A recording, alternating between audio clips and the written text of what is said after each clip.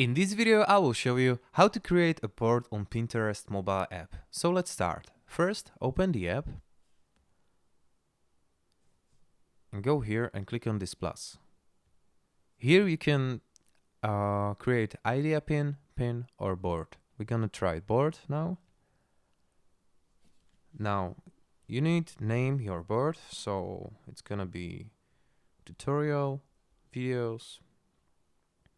You can also make it secret so nobody see this board, it's just for you. You can do collaborations with someone if you click on this plus. Okay, so click next.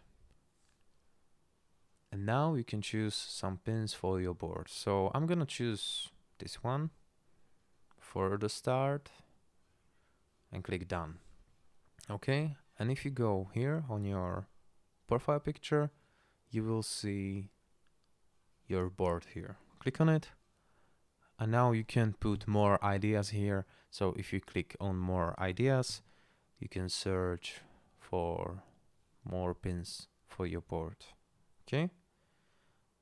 If you wanna, I don't know, delete this board, click on these three dots here.